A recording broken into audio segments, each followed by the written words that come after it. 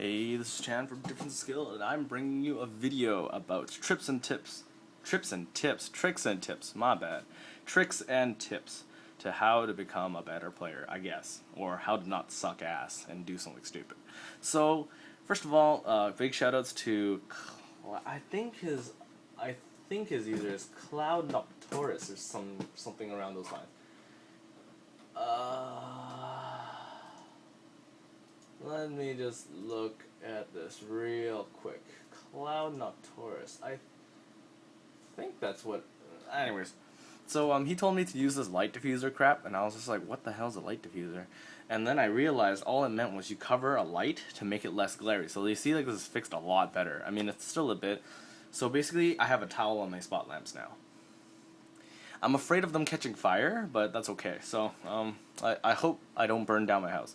If I do, remember to rate, comment, and subscribe, and hope I can get a new house. Yeah. Anyways, so first of all, this video once again will be tricks and tips on how to be not bad, basically. Because I'm not gonna be saying like, I'm so good. You have to learn from me, guys. I am so good. So okay. First of all, is the misconception of calling triggers. Now, you know, some people say like, oh my god, triggers, yeah, always in your hand, duh. You need them to guard. You can't use grade 1s and 2s to guard. Of course you can't. What the fuzz? What are you smoking? Okay, so first of all, it's really, calling triggers really depends on your starter, to be fully honest. Now, I have Conroe OP here. So, let's say I do this. Ride. And this. Say I'm going second, right? And he has a generic 8K Vanguard too. So I played it like this. Now this is considered, it's not even greedy, it's like, okay, there's no problem doing this. You go attack and attack, you attack twice. While, like, you know, if you had this in your hand, and this is what you did, now really, that's just a total waste. So some people would say that doing this is a greedy play. Now it is, because you're hoping your opponent doesn't get a trigger. Now, if your opponent doesn't get a trigger, you either get 2 attacks in, or he has to guard. You know, pretty simple stuff. So, okay, let's redo that scenario. Alright? So why is this bad? Well, it's bad because you played a critical trigger. But you just played a trigger just now. Yes, it was a draw trigger. It has 5k shield, 5k power, and serves no other purpose in your hand. Now, a critical trigger has 10k shield, so technically this 5k shield had as much shield value as any non-trigger unit in your hand that's not a grade 3. So say you have, I don't know, like, you know, another bar. It has 5k shield, but would you rather, you know, use a bar or use this? Of course you use this. No one wants to kill this. It's like, okay, kill it. Come on, I dare you. I don't care. So you attack like this. Okay? So that's cool. That's cool. So a lot of people are just like, no man, playing a draw trigger is a minus. Okay, fine. So say you're playing this deck now. Okay, looks familiar, right? Play a card, draw trigger, attack. Now, is this good or bad? Well, it's good. Yeah, it's just the same example you just used. Alright, okay, moving on. Next example. How about this?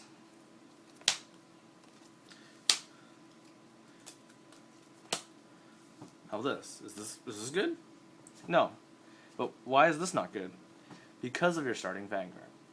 Now, but all the starting Vanguards I've used up to now have a non-conditional ability. Saying something like Conroe, you need 1 counterblast and that's it. You remove him from your field and then you get a search. Now, what about Greedy Hand? Oh, well, Greedy Hand still charges himself and then he still charges something else. So, what's the difference? I can just hit. Well, you're not going to have damage on turn 1. That's for sure. Now on turn 2, your opponent is going to guard this for 5. Like, it will happen. They'll intercept or something, use a random grade 2 in their hand, and, you know, well, now I'm stuck with the shitty row. And then you play over it with, like, I don't know, like Garmal. Right, where's the gold paladin stuff? Or you go like this. You play over it. Yeah, now that's a minus. So, you really have to look at what kind of starter you have. Unless you're really confident that your opponent's bad, then you can get this through. But overall, never assume your opponent is bad. I mean, even if you know them, and you're like, this kid is bad, Or like, dude, this kid is bad. He didn't even attack with his Vanguard last turn because he didn't want to. He is bad. Like, no. You'd always have to plan your opponent doing the best play that you can imagine. So like, okay, and I don't mean like double crit, okay? Like, imagine either, okay, so they're gonna attack me. If he knows what he's doing, he's gonna make it so I need to guard for 15 and 15. Not like, please be a scrub and not change your rows so that I can block you for 5 and 10 and then my turn will start. Like, that is not a good thing to think about. Because, you know, if you just keep playing scrubs, say your community, everyone's a scrub. Everyone does this. And like, yeah, like they play their first turn like this. Or even worse. This is their, you went first and then he went. Go. He didn't attack. Go. Are you gonna attack? No, I don't want to. Okay. By all means, dude. So, once again, the reason why this is not good is, one, this needs to hit. Anything that needs to hit should belong behind the Vanguard. So yeah, this is like the concept of calling triggers. Yeah, I call them. I make most of the time your triggers are boosted by your starting Vanguard, because your starting Vanguard is 5k most likely, and then your draw trigger is 5k, reaching 10k, which you can hit most things in this format. So, you know, it's pretty good. I mean, it doesn't really, it costs you one card. It's like a draw trigger, so who cares? And then, once again, something like this. Okay, so let's say we go back to this example. Well, now you have a shitty route. Okay, Conroe's effect. I search, I move this back, and I don't know, I'll play Dragonic Overlord here. When I'm at level 3, of course. I'll play Dragonic Overlord here. Ooh, my row is shit. It swings for 16 and not 17 or some stupid thing like that. Because this is fine. I mean, it hits even 11k is perfectly fine. Say you don't have 11ks. Alright, I'll give you a 10k. I'm sure none of you guys have those, okay? So, 15. It's not bad at all. Draw triggers are pretty useful boosters. They don't really cost you anything, because technically draw triggers are free when you trigger check them. You trigger check and you get a second card. So these are really, really useful to boost with. Like, a lot of, I'm not going to say good players. I mean, like, people who know their matchups and know what they're doing. You can see draw triggers on their field, and it doesn't impact them at all. But say you're running a stupid deck that has like only one set of 10ks, and then you have no other cards that have 10k power. Well, then this might be a bad play. He kills your Nahal, you're like, well, shit. Crap. What do I play now? Attack for 14. Well, that's bad. Okay, that's bad. So, gotta make sure you know what you're doing. Calling triggers is not bad. In fact, it is considered greedy. So, greed is good. You guys know that? Yeah, greed is good. So, on to the next topic. The next topic is mindlessly doing things. Like saying cards in hand, or shuffling your hand when you don't have a choice. So, has this ever happened to you? So, you're at 5 damage. And then, there's your Vanguard. Oh, damn it, it's actually still kind of glary. Actually, no, it looks okay, actually. You can probably tell this is Dragonic Overlord. In fact, it looks pretty cool. And then, this is your field, say. You know, say you don't have Burning Horn.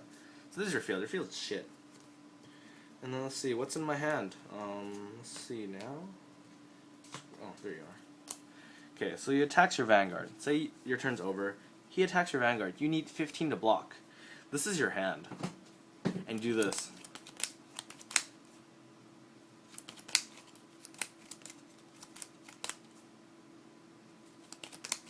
Your cards aren't going to change when you shuffle them. How much again? 15.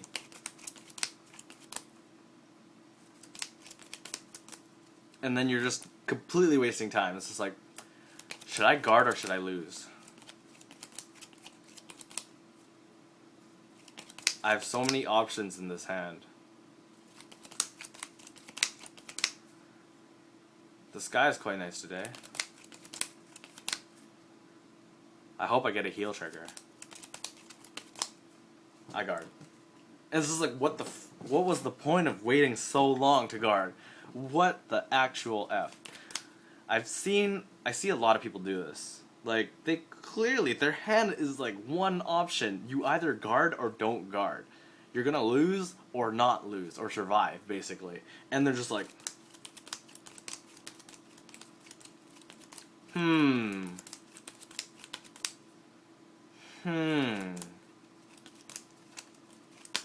And then I'm just like, oh my god, just guard, damn it, just throw the cards down. Jeebus. So, and one more thing like this, wasting time like that is completely pointless. Unless you're going to say, I want to stall out my opponent, or maybe my opponent will think I have a better hand than I actually do. Well, what's the point of that? Like, he gives a crap. He can't react to it on your turn. Oh my god, what if I actually had 2 10k shields and a 5k shield? I could actually make a play.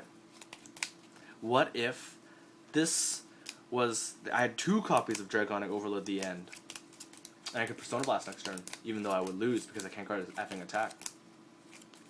What if my opponent thinks that by shuffling my hand, he will suddenly forget that he attacked, and then say go? Maybe if that's what's going through your head, then I sure hope it works out for you. So, meaninglessly doing stuff like this is, well, meaningless. Ooh, Sherlock Chan. And then doing something like this. Say your hand looks like, say like this. And you ask, cards in hand? 4.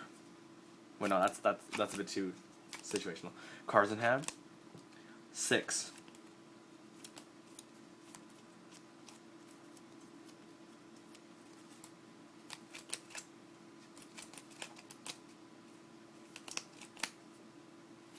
And then they do the graveyard, the weight, the drop zone thing where they go like this, and then they put it back, and they look at their hand some more. I'm just like, play the frickin' Burdick Horn, turn it sideways, and hope you win. God damn it. Seriously, dude. This heal trigger's not gonna do jack shit on your field. Now, I really, really hate it when people do stuff like that, so I don't know. It's just my thing. They're overcomplicating a game that is purely reliant on sack. So it's like, oh my god, if I get a trigger, my heal trigger can hit them. Whoa. Like, meaninglessly asking cards in hand is... People might do it just because everyone else is doing it. Cards in hand? 5. I don't give a crap, actually, I just wanted to ask. Cards in hand? I can't make a different play if you said 1 or 2 or 5 or 10, but I'll ask you anyways, because that's what cool people do. And then it's just like, okay, I have 5 cards in hand. Okay. Looks at no single options in your hand. Maybe they even have no cards in their hand. Cards in hand? What's the point of asking now? If you have no hand. Cards in hand? Okay, I turn my card sideways. Go. And this is like, oh, okay, great. You just wasted all our time. So yeah, meaninglessly doing things is a no-no. Do not do meaningless things. Now, the next quick topic I have is power splitting. So, what do you mean by power splitting? Well, okay, so let's say this is your field, and let's say you have him in here, because you're OP, and then you have this, and this, and this, and let's see, what else do you have?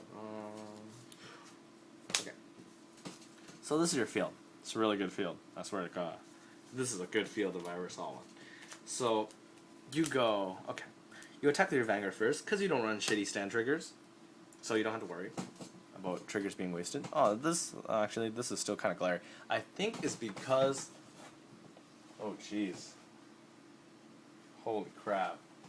I think I need a different way to do this, because my lamps are actually really, really hot. Wait, what? This one? No, it's this one. Hey, come on. Come on.